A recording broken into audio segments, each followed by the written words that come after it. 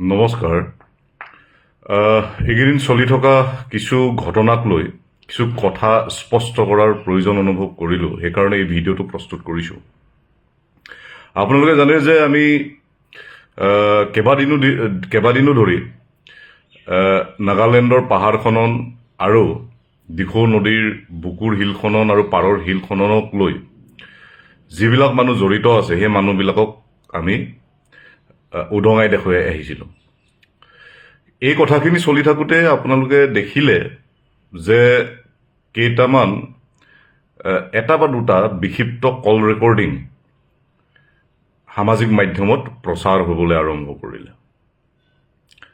যে 19 জুলাইৰ যি মহাপ্ৰলয়, সেই মহাপ্ৰলয়ৰ প্ৰকৃত কাৰণসমূহ উদঙাই দেখুওৱাৰ কাৰণেই আৰু সেই কাৰণসমূহক পৰা মানুহৰ দৃষ্টিটো বিপথে পৰিচালিত কৰিবলৈ কোনো সংগতি নথকা দুটামান অডিঅ' কল ৰেকৰ্ডিং সামাজিক মাধ্যমত প্ৰচাৰ কৰা আমি দেখিবলৈ পাইছোঁ। পোনপ্ৰথমেই মই এটা কথা স্পষ্ট কৰি দিব বিচাৰিছোঁ যে আমি কোনোপধ্যেই নাগালেণ্ডৰ পাহাৰ খনন আৰু দিখৌ নদীৰ বুকুৰ শিল খনন, দিখৌ নদী পাৰৰ শিল খননত জড়িত নহয়। আপোনালোকে মোৰ মুখৰ কথাটো বিশ্বাস কৰিব নালাগে। আপোনালোকে সকলোৱে এটা দাবী কৰিব লাগে, আৰু মই নিজেও এটা কথা দাবী কৰিছোঁ যে এই সমগ্ৰ ঘটনাৰাজিক লৈ এটা CBIৰ তদন্ত দিয়া হওক।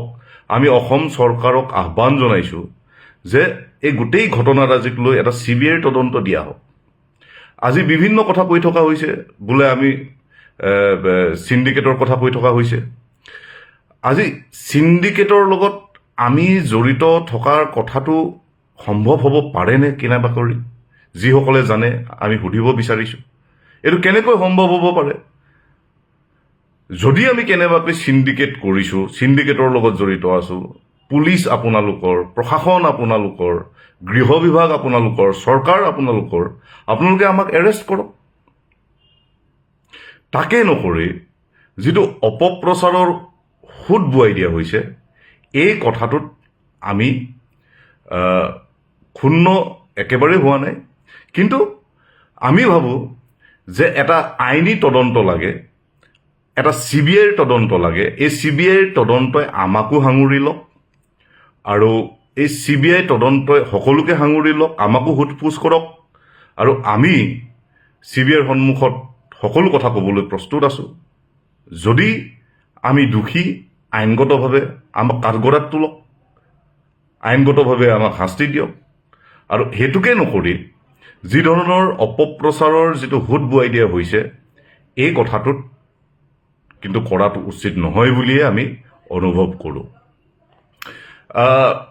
আপোনালোকে দেখিছে যে যিকেইটা অডিঅ' কল ৰেকৰ্ডিং, এটা বা দুটা কল ৰেকৰ্ডিং ভাইৰেল হৈ আছে, আমি ভাবোঁ যে সেই কল ৰেকৰ্ডিংকেইটাৰ ওপৰতো তদন্ত হ'ব লাগে।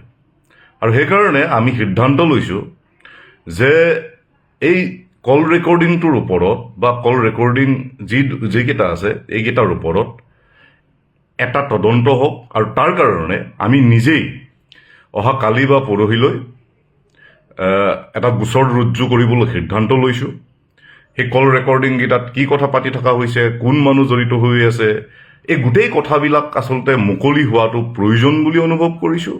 এই গোটেই কথাটো মানুহৰ সন্মুখলৈ ওলাই অহাটো প্ৰয়োজন বুলি অনুভৱ কৰিছোঁ। আৰু সেইকাৰণে এটা সঠিক তদন্তৰ আমি পোষকতা কৰোঁ, আৰু সেই তদন্তটো সকলো ধৰণৰ সহায় সহযোগ কৰিবলৈ আমি প্ৰস্তুত আছোঁ। আৰু সেই তদন্ত হওক, ভালদৰে হওক, আৰু গোটেই কথাবিলাক ওলাই আহক।